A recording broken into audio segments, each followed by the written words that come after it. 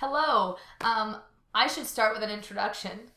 So my name is Abby, and I'm from Puyallup, Washington, and this is my first go at the whole YouTube thing. But today I wanted to make a video because it is National Coming Out Day. For those who don't know, October 11th is a I guess, not big, but an important day in the LGBTQ community, because today is the day that a lot of people either have the courage to come out, or they start thinking about coming out, or they start to develop a plan on how they're going to. And last year on this day specifically, I was watching the Now This Is Living channel, and Cami Scott posted a video for National Coming Out Day, and I was laying in bed and I was thinking about everything, and I picked up my phone and I just started texting all my friends saying, hey, it's National Coming Out Day, and so this is me coming out.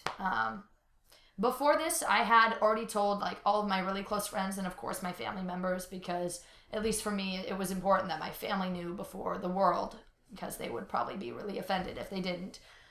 So I'm making this video primarily because I wanted to kind of be the new, not the new Cami Scott, but hopefully be a Cami for someone that either it gets them thinking about who they are, whether they're gay or they're not, or it gives them the confidence or the drive to figure out who they are or to come out to somebody.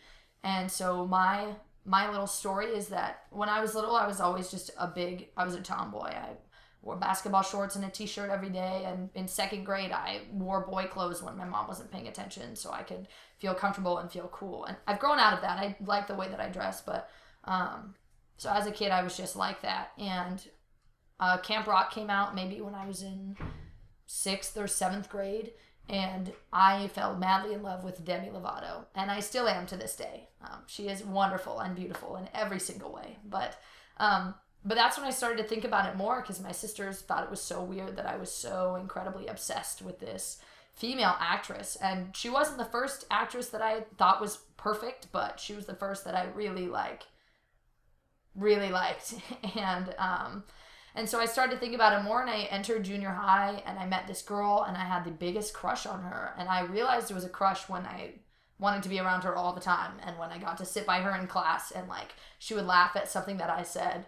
It would be the greatest day, and I would go home and I would want to tell my sister oh my gosh, so-and-so laughed at my joke today, so we're basically best friends now. And we weren't. We were actually never friends. It was, but that's okay. So I grew up and always had those little inklings that maybe there was something different, I guess, about me, which I feel like is cliche, but it legitimately is how I felt. And I grew up in a really, really Christian, conservative home, which I'm very blessed that I grew up that way. It's not really necessarily bad, but having a feeling that you're gay and then being in that environment is obviously nerve-wracking and a little jarring, and you feel like you should probably fix that about yourself. And that's how I felt. So all of junior high and the beginning of high school, I just prayed a lot that I would wake up the next day and I would like men, or I would be a man, and then liking girls would be acceptable. And that's how I felt for a really long time. And it was awful, actually. And then my sophomore year, I met this guy, and he made just about as many SpongeBob references as I did. And we both loved eating mac and cheese and watching SpongeBob and living the life and theater and everything. And so we dated, and he was awesome and great. And we laughed a lot, but ultimately the relationship didn't work out because I wasn't truly happy being with him. And we're still friends to this day, and he understands now, and it's great, and he's a very nice guy, and I'm really glad that he's happy. So I dated him, and then after we broke up, I told my best friend Nick, who is behind the camera currently and is the mastermind behind this backdrop and everything, and I told him, we had just met, and I was just like, hey, my name's Abby, also I like women, in a nutshell. And he was just like, all right, cool. And he was the first person who I, one, had told, but two, was just incredibly casual and it didn't care. And so that obviously led to why we're so close, because he was just super cool and chill. And then I told my sister and my other sister and my other sister, and they all saw it coming from a mile away, but were very accepting and cool. And so I was like, awesome, just worried about my parents now. But ultimately, I still wasn't really comfortable with who I was. So I pursued another relationship with a guy. And that relationship was just super unhealthy and not good. And so we ended up breaking up. And we're still friends too as well. But at the end of that relationship was when I specifically kind of fell apart and was like, oh my gosh, nothing is going to work out for me. I either need to just be alone forever or accept the fact that I like girls, or who knows, but if I tell my parents, I'm going to get kicked out. And I enlisted in the National Guard and was about to go to basic training. And one thing led to another. A political debate was going on, and ultimately I told my mom and dad. And they were initially pretty upset, pretty shocked. And then I left for basic training, and it was so easy because I could just be away. And at basic was when I first like started flirting with girls. Like I was like, hey, like, nice to meet you. How's it going?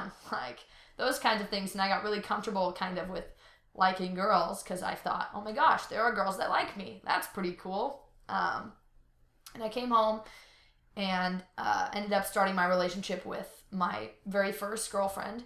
And it was great and perfect. And I was the happiest I had ever been. And I felt crazy in love. And it was wonderful. She is a fantastic person. And that's when I really, really, truly realized that, yes, definitely I am gay. Like, because I was so madly in love with this girl. And unfortunately, we ended up breaking up.